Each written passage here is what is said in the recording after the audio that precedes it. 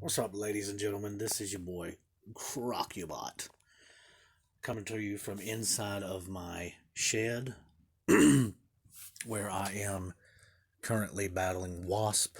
They are trying to build a nest inside of my work shed, and they are buzzing over my head because I am currently smoking a cigarette, and they do not like the smoke. Who would have known that crocs and robots together would enjoy cigarettes? Anyways, on to the video. So, this video is going to be strictly my opinion. In the last few wars, I have noticed that, why is this so fucking loud? Let's turn that down a little bit. There we go. Alright, so in the last few wars, I've noticed that, I've switched some things up just to, I don't know, kind of, see how it goes. Some of my battles, I wasn't matching up the way I wanted to. Some of my preset teams weren't hitting the way I thought they would, and just I was just trying some things basically. We all try some stuff at times, and this actually happened to work out very well for me. I'll explain to you why. So sometimes we tend to put teams together, and like I said, I was doing it in order of power. I would do my top 5 on one team, next 5, and so forth. I ended up with like a 3,000 point team, 3,400, 32, 36, and 38, something in that vein. But what I found works for me even better is I arrange them by element now. Now, of course, my number one team is going to be my defensive team. It's usually my more powerful characters. I typically run a rainbow just to kind of keep my attackers balanced. But anyways, the way that I've started doing it tends to work much better. I can build teams on the fly. So if a team pops up and they've got a massive amount of buffs, I can drop, I think it's Kagi Barado, and then, let's see, I can drop, say, what's his name? I can't find him now. Demisha in there. She will take away their buffs. There's a couple others, but anyways, you guys get the point where I'm going with this. So, I found that if you throw them together on the fly, it helps you match up. And not only does it help you match up, but let's say you got a team that your alliance is taking out most other teams, and there's like one team that you got, and they got a head tank as purple. All right, so then you're going to drop your top yellows in there to kind of bust up that purple. And then that's going to leave you with an uneven amount of, especially if you're a lower rank like myself, that's going to leave you with an uneven amount of yellows. And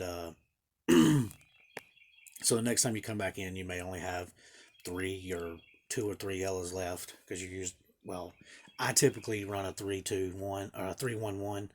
So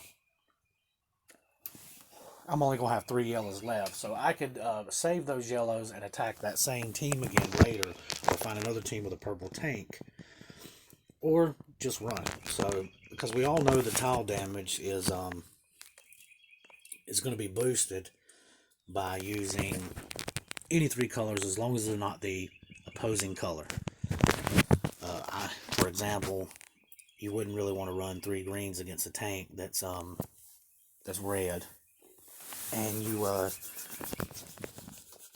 vice versa. You wouldn't run 3 reds against a tank that's green, but you can run 3 purples against a team that's red, and it's still going to do a lot of damage, a lot more damage than you would, say, running just a rainbow or something in that vein, which is going to help you out a lot. It's not going to be nearly as effective as if you had a red tank and you were running a blue team, obviously, but it's going to be more effective than not. And you're still going to, have the same colors at the end, and it's going to set you up to basically have to run some type of staggered color every time. And I found this to be very effective. And I'll show you an example here. We'll just go ahead and stack a blue team. I think I have one already ready. Let's see here. Boom. And then we'll go to, we'll just do 12-9. So, next, boom, there's the team. Alright, so here's what we're going to do. We'll just run this team right here. And right now I have no blues. That sucks. So it's going to take just a second. bear with me. We'll go ahead and knock this down. And here we go. So now I want you to watch the amount of damage that is dealt from these 3 tiles. Boom. So we got 194, 196, 199. We practically dealt 600 damage with 3 tiles. Okay. So now we're going to go back and we'll take a look at it from this perspective here. Next. And then we're going to go, I'll just go with my most powerful team here. My defensive team. If I can get my fingers to Ada, what are those things called? The Rice Krispie treats. Actually, I think it might be called a Rice Krispie treat. Anyways, I ate one of those little, brownie things, and my fingers are kind of sticky. Okay, I digress. Back to the video. Alright, so we're going to run this team. Same map, same everything. We're going to drop a blue. One of my most powerful characters on my team. Boom. Pow. Alright. 80 something was the highest we got, then a 40 and a 40 and a 40. So, I mean, we're looking at roughly 200 points there with 3 tiles. The same 3 tiles that we dropped with 3 blues against the yellow dealt 3 times as much damage, which it could. You got 3 characters on the team. So that goes without saying. Anyways, I found this to be very effective against tanks, even if you don't have a certain color. The opposite, the opposing color, you can run basically any color as long as it's not the weak color, and you're gonna get get similar results to that. And so it helps me, like I was saying. I guess the basic point behind all this is, before I was prepping my teams, and they weren't really matching up well, and I think tile damage is more important than any other type of damage. For the most part, I mean, don't get me wrong. It's nice to have somebody who's going to hit somebody, debuff them, or buff them up, or bring them down, or whatever, set them on fire, or that whole situation. However, with a rainbow team, you're not consistently going to get those things to pop off. It's not guaranteed that you're going to get a special power, and it's really not guaranteed that if you stack 3 that you're going to get a special power to pop off, but the chances are a lot more likely. One thing I've noticed as well, I don't really have an example because it didn't happen in the last few videos, but say with that same team that I just run, I'll go back to it and pull it up on the board so that we can take a look at it. This team, what am I doing? Going the wrong way. Edit team. Sorry, guys. My brain ain't working right. Okay, so we ran this team here. So what I found a lot of times is that you can, so say you pop the first blue off. Of course, you're not going to get the special to pop off for all of these guys. If you just get 3 tiles, I think it takes roughly 6 tiles to get 2 of them to do what they do, and then the last one comes in at around 9 or 12. I don't remember the exact numbers. I looked them up. It's been a while ago.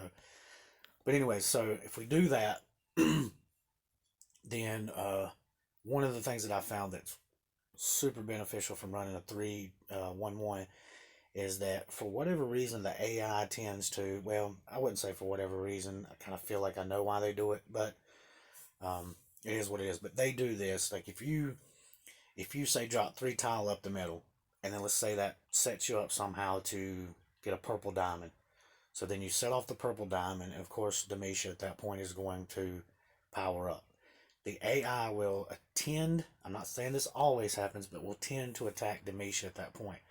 And what that does is allows you to drop more blues on the back side while the computer is focusing on Demisha, and you're able to power up your 3 in the middle, which is going to, with the 3 in the middle here, maybe not so much with Boral, but it gives you a good, I mean, he does what he does, which is always beneficial, but you hit them with Grim first and then Sonya second, and for the most part, they're either going to be dead or they're going to be hurting really bad. Pop off Boral, they try to attack back, they hit him. I guarantee you that character's dead at this point. About be willing to bet money that character's dead. And then that sets you up with a hole so you can pop off other colors, preferably blue, to start building these guys back up again. Keep in mind, not only are you doing this, but at the same time, when you're popping off the 3 tiles, the 3 blue tiles more specifically. Instead of dealing 40 and 80 points of damage, you're dealing almost 200 a pop. And so I've just found that I build, all my teams during war like this. I'll run 3 of one color, 1 of another color, 1 of another color, and I'm consistently getting high tile damage, extremely high tile damage. Instead of getting, I think like I was saying earlier, the biggest flaw with the rainbow color teams is that you are attempting to make them pop off with, several tile, as opposed to making three characters pop off with 12 tiles. Once you get those 12 tiles out, boom, they're there. And not only are they there, again, you're dealing massive amounts of damage at the same time. We were dealing 200 points. 12 times that's 2,400 points of damage. As opposed to where if I had a single blue and I was hitting them for, even if it was hitting for 100, and you hit them with 12 tiles, that's only 1,200 points. So anyways, that's kind of the basis behind this video. I would, if I were you guys, as you can see here, I've got all my top 6 reds. Well, this is my 5, and then the top one's in the one like we talked about earlier, and then my greens, and then and so on and so forth. And then I just kind of throw the team together. Again, always using the 3-1-1 method every time I attack somebody, and that has helped me tremendously in the last couple of wars. Now, this last war I didn't score extremely high. That's mostly because I was trying to. There was a point where we had a couple characters setting stale on the board, and quite honestly, I wasn't being very patient. But I figured I could go ahead and bust them up a little bit and let the next person come in and clean up, which is, what a team's supposed to do. And so it didn't bother me. I'm not complaining about it. I'm just saying my points aren't as high this war because of that. I could have waited and then waited for maybe a couple of the characters to spawn back that were like 34s or something like that, and I could have wiped them out. But that brings up a thought that I was wanting to mention earlier. So one thing I've noticed too with this strategy is it's not outside of the realm of possibility to see a 3,000 point team take down a 3,500 point team using the method that I just showed you. I do it on a consistent basis. As a matter of fact, when I run raids, of course that, raids is a little different, but still yet I've taken out 40, I think the highest I've gotten is a 4,300 point team with a 3,600 point team with ease. And that's mostly because my blues are pretty strong. But I've come up against, they have a red tank, whether it be Gravemaker or I can't even think of her name, the red chick that attacks everybody and then does the counter attack damage. Anyways, I see those a lot, and when I go up against those, I'll stack my red teams, my blue characters, and I pretty much demolish them in like a matter of 5-6 turns. But anyways, yeah, that's pretty much the video. This is CrockyBot signing out. Hope everybody has a good day, and I plan to make another video later, so be on the lookout for it. You guys take it easy.